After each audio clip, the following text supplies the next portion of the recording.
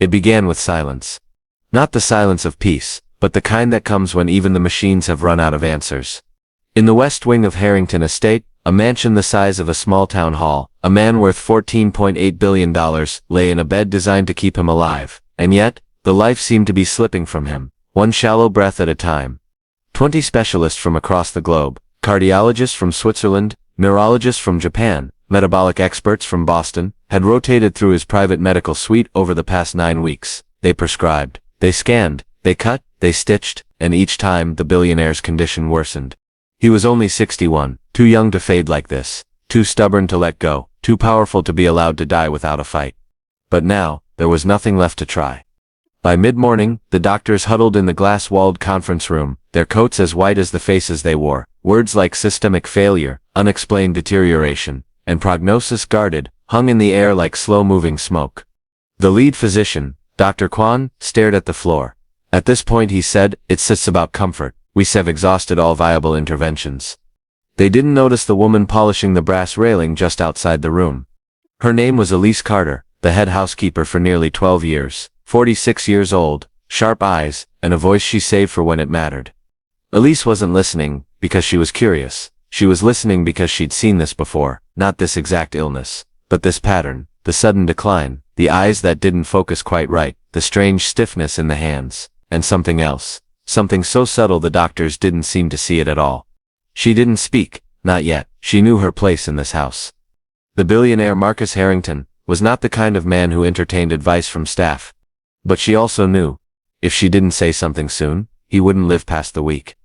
That night, the estate was quiet, except for the hum of medical machines. Elise walked her final inspection route, checking windows, ensuring the staff kitchen was locked, making sure the marble floors gleamed for the morning.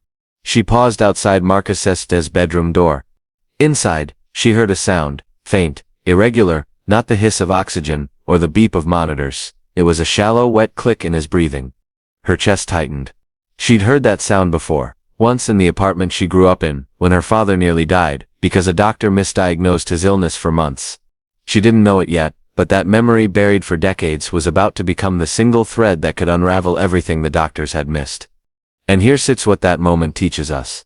Sometimes the person who sees what no one else does isn't the one with the title, the degree, or the authority. It's the one who's been quietly observing the whole time. But in that moment, Elise faced a choice. If she was wrong, she'd overstep, lose her job, and perhaps her home, the small apartment above the garage where she and her teenage son lived. If she was right, she might just save the life of a man who'd never thanked her once in over a decade. She took one step toward the door. And then she heard footsteps behind her. "Miss Carter," said a deep voice.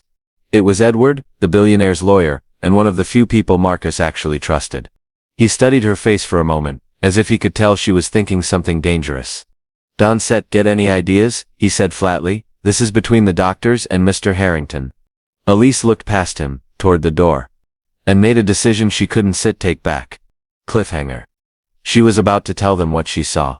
But before she could speak, Marcus's monitors erupted in a high-pitched alarm. Marcus Harrington didn't believe in luck. He believed in control. Every inch of his empire, from the placement of glass in his skyscrapers to the grain of wood in his private yacht, existed because he demanded perfection and paid whatever it took to get it.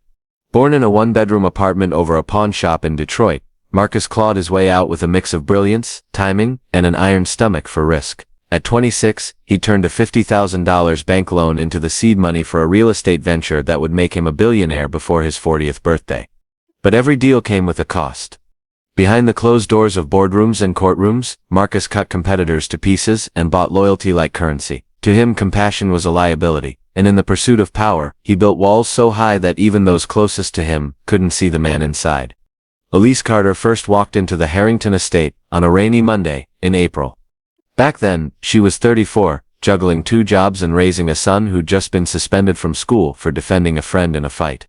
She wasn't hired for her resume. There were younger, faster candidates. She was hired because the previous head housekeeper, a cousin of Marcus's, had stolen silverware, and Marcus decided he wanted someone who doesn't have the time or the nerve to cause trouble. For 12 years, Elise learned the rhythm of the house, the way a sailor learns the tides. She knew which antique lamps hummed faintly when the wiring was stressed. She knew the scent of Marcus's cologne before he entered a room, and she knew the difference between the footsteps of a man who'd closed a good deal and one who'd lost millions before lunch. Then, 2 months ago, Marcus collapsed in the middle of a video call. No stroke, no heart attack, just collapse. The first diagnosis was dehydration, then adrenal fatigue, then a rare autoimmune flare-up. Each time, Marcus flew in another expert, another specialist, another round of tests. The mansion's east wing turned into a high-end hospital ward, and still his body failed him. The irony wasn't lost on Elise. The man who could buy anything couldn't buy his own health back. But here's where the deeper root cause lived, not in Marcus's bloodstream but in his belief system. He trusted expertise only if it came with prestige. If you weren't wearing a 5-figure suit or didn't have your name in a medical journal, you were invisible to him. And yet, Elise was invisible in a different way. Invisible enough to watch him when the doctors weren't in the room.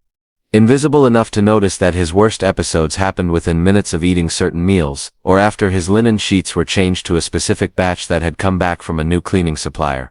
She didn't know it yet, but that pattern recognition, sharpened by years of raising a child on a tight budget and spotting small problems before they became big ones, was the one thing standing between Marcus and a fatal mistake. One evening, while bringing a tray back from his room, Elise paused outside the half-open door and caught a fragment of conversation between Marcus and Dr. Kwan. "I something not getting better," Marcus said, his voice flat. "If 20 doctors can sit fix me, what does that tell you?" Dr. Kwan hesitated. "It tells me there sits something we sit not seeing." Elise's grip tightened on the tray. She almost stepped in then, almost. But she remembered the last time she'd spoken up in a house like this, years ago, when she warned a former employer about a faulty furnace. He'd called her dramatic, and let her go 2 weeks later. And here sits the quiet truth. In systems built on hierarchy, speaking up from the bottom isn't just risky, it's often punished. That's how mistakes hide in plain sight.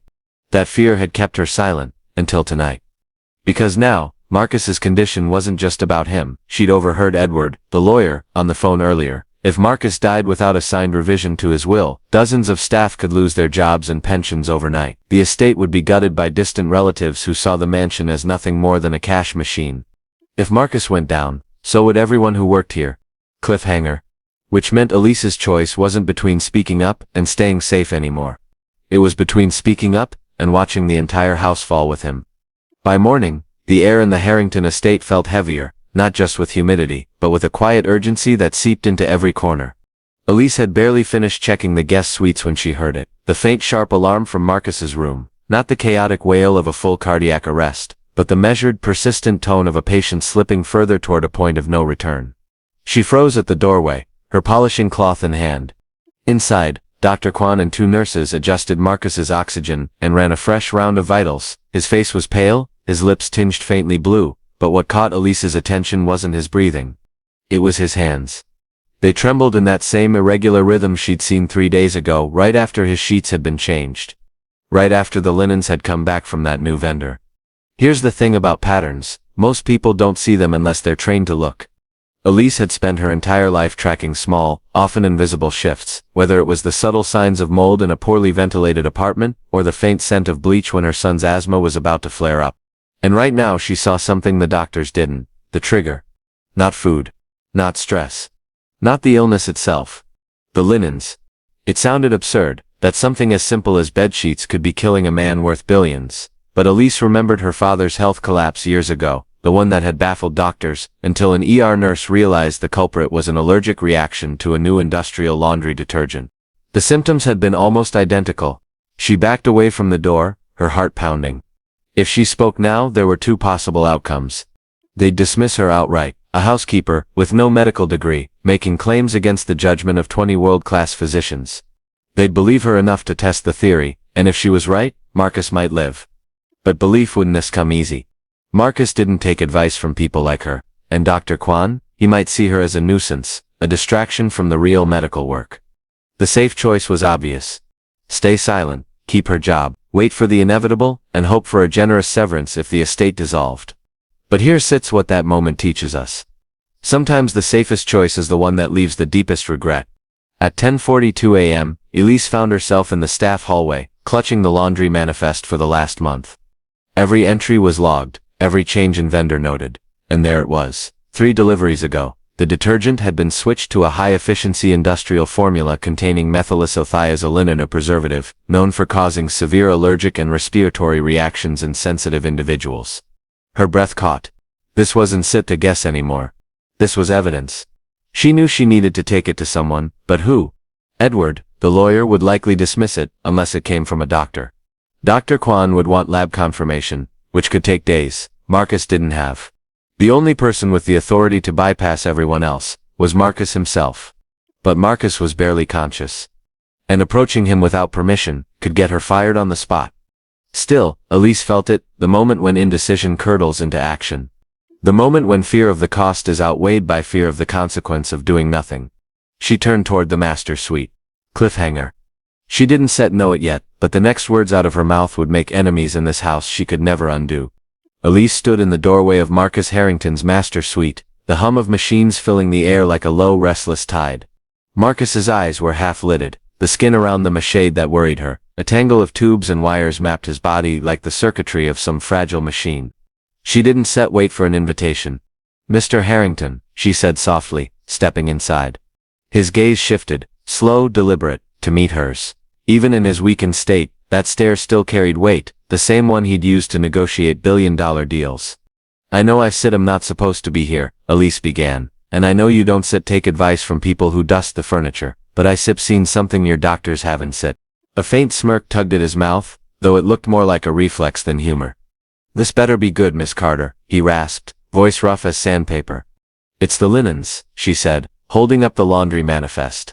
3 deliveries ago, the supplier changed the detergent, methylisothiazolinone. It's a chemical preservative. In some people it causes severe allergic reactions, respiratory distress, skin sensitivity, even systemic collapse. I've seen it before. My father almost died from it."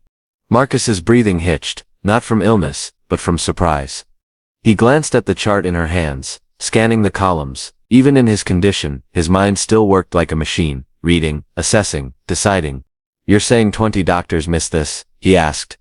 I'm saying they were looking for something complicated, because they assumed it had to be," Elise replied, "but sometimes it's the small thing that kills you, the one nobody thinks to check. Here that's what that moment teaches us. Expertise is valuable, but so is pattern recognition born from lived experience. One doesn't replace the other. Together, they can save lives." The door swung open. Dr. Kwan stepped in, expression tight. "Miss Carter, you're not authorized to be in here." Marcus Sesta's hand lifted, slow but firm. "Let her finish." The doctor froze, unused to being overruled by the patient. Elise took a breath. "Test the linens, test the detergent. If I stem wrong, you lost nothing. If I stem right, it's been killing him every day for weeks." Dr. Kwan's jaw worked silently for a moment. "Then, we'll run the test." His tone carried the reluctant edge of a man who didn't like being told where to look. But Elise saw something shift in Marcus's eyes, the faint glimmer of respect. He wasn't used to people standing in front of him without flinching. 2 hours later, the preliminary lab report came back. High levels of methylisothiazolinone residue on the bedding, at concentrations that could cause severe reactions in sensitive individuals. Dr. Kwan's face went pale. "We change everything immediately." It wasn't victory yet. Marcus's body was still in crisis, but it was the first crack in the wall of inevitable decline. Elise didn't celebrate. She just went back to work, quietly stripping the remaining sheets herself, as if she'd simply completed another task on the checklist. But in her mind she knew. A single action had flipped the entire outcome. Cliffhanger. What Elise didn't know was that the system, and some of the people in this house weren't ready to let her be the one who saved Marcus Harrington. For the first time in weeks, Marcus's breathing eased. The violent rasp that had haunted the hallways quieted, replaced by the steady rhythm of a man's lungs relearning their job. The medical staff credited the change to adjustments in environmental factors, carefully avoiding Elise's name in their reports. By late afternoon, the sheets had been replaced, the vents scrubbed, and every trace of the offending detergent removed from the master suite. But in the shadows of the estate, another story was brewing.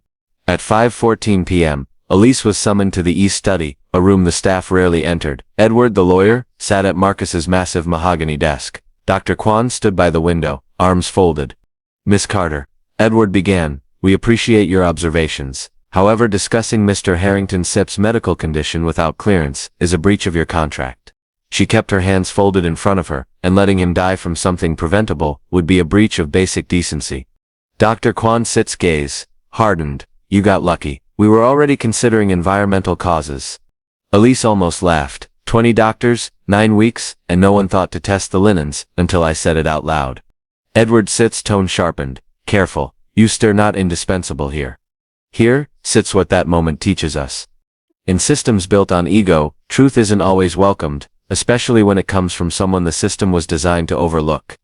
The next morning, the estate buzzed with an odd tension. Some staff whispered congratulations in passing, others avoided Elise entirely. She knew why. Speaking up had made her a symbol, but symbols are dangerous in places built on hierarchy. And then came the blow. At 8:23 a.m., Marcus suffered a sudden episode, chest pain, rapid heartbeat, blood pressure plummeting. It wasn't as bad as before, but bad enough to send the room into a frenzy. Dr. Kwan Sitt's voice carried over the chaos. Whatever this is, it sits not just the linens. The implication was clear. Her theory hadn't been enough. By noon, the whispers had changed tone. Maybe she was wrong. Maybe she just distracted everyone from the real problem. Even some of the staff who'd quietly supported her now kept their distance. That evening, Elise sat alone in the staff dining room, staring at her untouched plate. She'd thought identifying the detergent was the turning point. Instead, it felt like she'd just painted a target on her back. She thought of her son Malik, 16, smart, stubborn, and already convinced the world didn't value voices like theirs. How could she tell him to speak up for what's right if her own choice had just backfired? And then, as if the universe wanted to test her resolve, Edward appeared in the doorway. "Miss Carter," he said, his voice smooth but cold, "Marcus has decided to reduce staff during his recovery. You might want to start considering other employment." She stared at him. "Because I spoke up."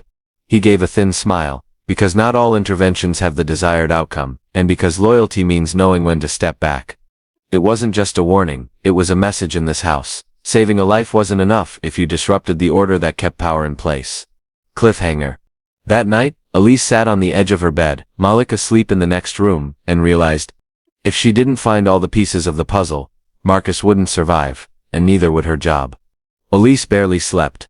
Every time she closed her eyes, she saw Marcus's face during that second episode. The sudden weakness, the way his skin flushed then drained of color, as if his body couldn't decide whether to fight or surrender. She replayed the last 10 weeks in her mind. The linens were part of it, she was certain. The improvement after they were changed had been too clear to ignore, but something else was feeding the problem. The detergent wasn't the whole story. It was just the first layer. At 4:52 a.m., she slipped out of her apartment above the garage and crossed the dew-covered lawn toward the main house. The medical staff wouldn't be up for another hour, and she needed quiet time in the suite before they flooded in. Inside, Marcus was asleep, his breathing steadier than yesterday, but not yet strong. The soft glow from the monitors bathed the room in pale blue light. She moved like a shadow, scanning the room, the nightstand, the air vents. Years of housekeeping had trained her to spot what didn't belong. And then she saw it. A small humidifier, tucked beside the oxygen tank. It wasn't part of the usual setup. She knew she'd cleaned this room hundreds of times. She crouched, opening the tank's water compartment. The scent hit her immediately. Faint, medicinal, synthetic, not the neutral distilled water she expected. Something had been added. Her stomach tightened. She carried the tank to the staff kitchen, and with hands steady from years of careful work, poured a small sample into a glass jar. It was too early to call a lab herself, but she knew someone who could test it, someone who owed her a favor. Elise's younger brother Darren was a night shift technician at a local hospital. He didn't ask questions when she showed up at the staff entrance with the jar. "I need to know if there's anything in this besides water," she whispered. He gave her a look. "Elise, this isn't stitched exactly legal." "It sits not exactly optional," she replied. By 8:17 a.m., Darren called back with the results. There were traces of a powerful industrial disinfectant, the kind used to sterilize large medical equipment, not for inhalation. Prolonged exposure could cause respiratory distress, inflammation, even organ damage in sensitive patients. Her pulse kicked up. This wasn't random. No one accidentally put disinfectant in a patient's humidifier. Here sits what that moment teaches us. Sometimes, uncovering the truth means accepting that it may not be a mistake at all, it might be intentional. Back at the estate, Elise stood outside Marcus Sitt's room, manifest in one hand, lab report in the other. She had a decision to make. Bring this to Dr. Kwan, and risk him covering it up to protect his reputation? Or take it straight to Marcus, knowing it would ignite a fire in a house already smoldering with tension? She chose the latter. When Marcus saw the report, his eyes narrowed. Even weak, he read it with the precision of a man assessing a hostile takeover bid. "Who?" he asked simply. "I don't know yet," Elise said, "but this isn't an accident. Someone is introducing toxins into your environment, and if we don't as find out who, the linens won't matter, you still be dead in a month. For a moment, silence hung between them. Then Marcus reached for the intercom, and with a voice that carried both command and warning, summoned Edward Dr. Kwan and the head of estate security to his room. It was the first time Elise had seen him take her side openly. And she knew the game had just changed. Cliffhanger. What she didn't know was that her discovery had just put her directly in the crosshairs of the person who'd been orchestrating Marcus's decline. The meeting in Marcus's room lasted less than 10 minutes, but it shifted the balance of the house. Marcus didn't yell, he didn't accuse. He simply looked at each man in turn, Edward, Dr. Kwan and the head of security, Valdez, and said, "From this moment forward, Miss Carter has my authorization to access any room, any record, any supply in this estate. She sips investigating the source of my illness. You will not obstruct her." The silence afterward was thick. Edward's jaw tightened. Dr. Kwan's eyes flicked to Elise like she was a problem to be managed, not a partner. Valdez simply gave a slow nod. For the next 3 days, Elise moved like a shadow through the mansion's veins. She started with the laundry room, tracing every supply shipment back to its origin. The detergent change had been signed off not by the supplier, but by an in-house purchase order, authorized by an assistant in the estate's administrative office. She didn't confront them, not yet. Here sits what that moment teaches us. Power shifts quietly at first. The loud victories come later. Next, she cataloged every piece of equipment in Marcus's suite. The humidifier model was new, ordered just after Marcus's collapse. Its supplier was legitimate, but the refill cartridges had been sourced from a secondary vendor, one that specialized in bulk hospital-grade disinfectants. That paperwork had also been routed internally. 2 different supply changes, same chain of authorization. By the second night, she had a pattern, and patterns she knew were the bones of truth. Marcus's condition had worsened, in precise alignment with these supply changes. Both could be explained as mistakes, but together, they looked like a strategy. She didn't tell Marcus everything yet. He needed rest, not another surge of adrenaline. Instead, she quietly worked with Valdez to restrict all supply deliveries until further notice. Security cameras were added to storage rooms. Logs were checked twice daily. The estate became a fortress of observation. It was strange. For years, Elise had been invisible here. Now staff moved aside when she passed, some with respect, others with resentment. She didn't care which. On the 4th night, as she was reviewing a shipment ledger in the staff office, she felt the air change, that quiet, prickling sense that someone was standing behind her. She turned. Edward was leaning against the doorframe, watching her. "You're making people nervous, Miss Carter," he said. "I'm making someone dangerous nervous," she corrected. He smiled faintly, as if amused. "Be careful. Sometimes the truth doesn't protect you. Sometimes it paints a target on your back." She didn't flinch. "Then I guess I better finish before they take the shot." Cliffhanger. 2 hours later, she found the first piece of hard evidence, and it pointed directly to someone Marcus trusted more than anyone else in the house. It was just after 9 a.m. when Elise walked into Marcus Harrington's private study with a slim folder in her hand. Marcus sat at his desk, his first morning out of bed in weeks, a wool throw over his shoulders, a half-empty glass of water beside him. Edward stood near the fireplace, and Dr. Kwan hovered by the door. Valdez, the head of security, stepped in behind her. His expression was unreadable, but his presence meant Marcus had already approved this meeting. Elise placed the folder on the desk without a word. Marcus opened it, flipping through the contents. Purchase orders, delivery logs, security camera stills. The pattern was undeniable. 3 supply changes in the past 10 weeks. Each one routed through the same internal approval signature. Each one coinciding with a deterioration in his health. Marcus paused at the final page. A photo from the security feed. It showed Dr. Kwan, late at night, in the supply storage room, unsealing a carton meant for Marcus's suite.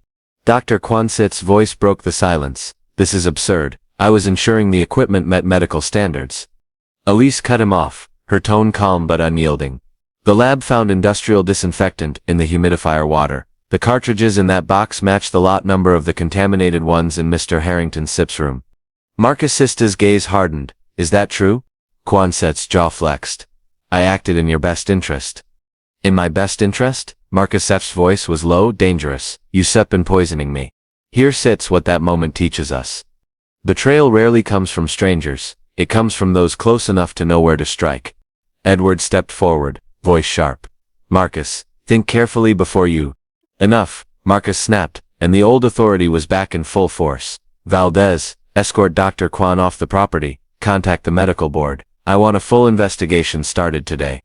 Valdez didn't hesitate. Within seconds, the doctor was out the door, his protests echoing down the hall. Elise didn't move. She thought she'd feel satisfaction in this moment, but instead there was only a heavy awareness of how close it had come to ending differently. Marcus looked at her, the lines in his face deeper, but his eyes clear. You saved my life, he said. It wasn't gratitude so much as acknowledgement, a billionaire's version of a thank you. But then in front of everyone, Marcus did something Elise didn't expect. He turned to Edward. From today forward, Miss Carter is my chief of estate operations. She answers only to me. The room went still. Edward's composure cracked just enough for Elise to see the flicker of something. Anger? Fear? Both? She didn't know it yet, but this public elevation had just created new enemies. And while Dr. Kwan was gone, the quiet war inside Harrington estate was far from over. Cliffhanger. Because the very next day the retaliation would begin, and it wouldn't come from outside the house. For the first time in months the Harrington estate was quiet. Not the tense, suffocating quiet of illness and uncertainty, but the kind that follows a storm. The morning after Dr. Kwan's removal, Marcus moved back into his sunlit upper-level suite. His voice had returned, his breathing steadier. The private medical team, now under independent supervision, found that his symptoms were already easing, a fact Elise noticed even before the charts confirmed it. The cost of survival was immediately clear. Kwan-sit's arrest had made headlines. Whispers spread through high society that Marcus had been betrayed from within. The Harrington brand, a name associated with power and untouchable prestige, was now tinged with scandal. Board members called, investors hesitated, and in the marble halls of the estate there was a new tension, one that had nothing to do with health. Here sits what that moment teaches us. When truth comes to light, it doesn't just free you, it exposes you. Edward's demeanor shifted. He still carried out Marcus's orders, but there was a coldness now, a precision in his tone. When speaking to Elise, she understood the game instantly. Her presence was a threat to the old order, and the old order would not go quietly. Valdez, meanwhile, kept a closer watch on the estate's comings and goings. Elise found him in the service hallway one afternoon. You Sip made the right enemies, he said simply. That means you Sip done something right, and something dangerous. In the weeks that followed, Elise used her new position with quiet precision. She renegotiated vendor contracts, restructured staff schedules to eliminate unnecessary overtime, and re-established direct supply verification protocols. Small actions, invisible to most, but each one a guardrail against what had nearly killed Marcus.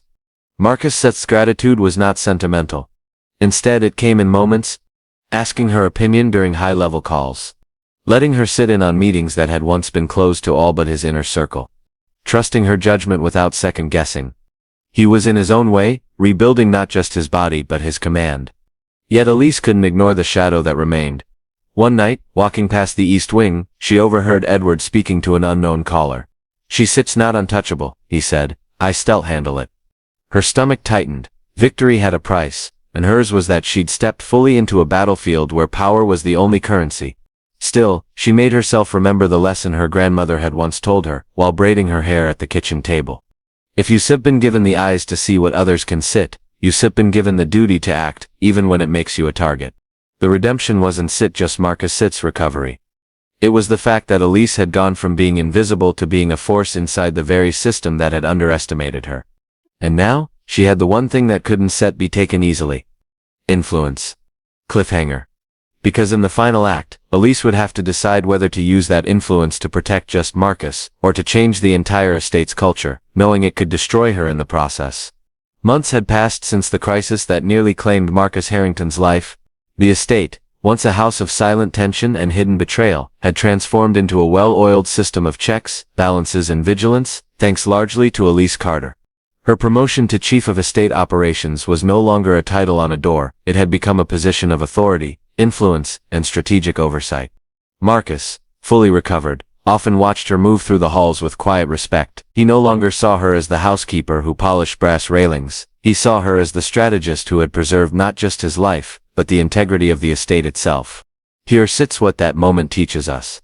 True leadership isn't about titles or recognition, it's about action, especially when the world tells you to stay silent. Elise didn't just survive the ordeal. She reshaped the environment that had once put her and Marcus in danger. Policies were rewritten, supply chains monitored, staff trained to recognize small but dangerous anomalies. Mistakes that might have been fatal were now intercepted before they could escalate. Even Edward, once a figure of cold authority, had been forced to acknowledge her indispensable insight. The same man who had threatened her employment now ensured her recommendations carried weight across the entire enterprise. But Elise's legacy extended beyond Marcus and the mansion. She had shown Malik, her teenage son, the power of observation, the courage of conviction, and the strength it takes to act when no one expects you to. She had demonstrated that a single, carefully considered action, grounded in knowledge, intuition, and courage, could save lives and shift the balance of power. As she walked through the estate one evening, watching Marcus meet with investors in the Great Hall, she reflected quietly. We are all capable of noticing what others miss. We are all capable of acting when it counts the most. And we are all capable of changing the system, one brave step at a time. Elise's eyes lingered on the mansion's sprawling gardens. Each tree, each path, had its place. Each person, each decision, now had checks, balances, and the power to prevent disaster. She realized that her story wasn't just about saving Marcus Harrington, it was about ensuring that no one in that house or any house would be invisible again. Moral call to action, for the audience. Look for the overlooked details. They often hold the key to real solutions. Trust your intuition, especially when it aligns with observation and evidence. Speak up, even when the cost is high, because silence can be fatal.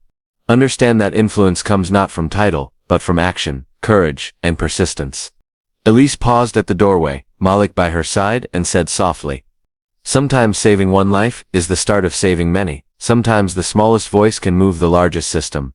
If this story resonated with your values, take it to heart. Observe, act, and empower others around you. And for those who believe in justice, resilience, and transformation, like, comment, and subscribe, because the next story might just need you to act.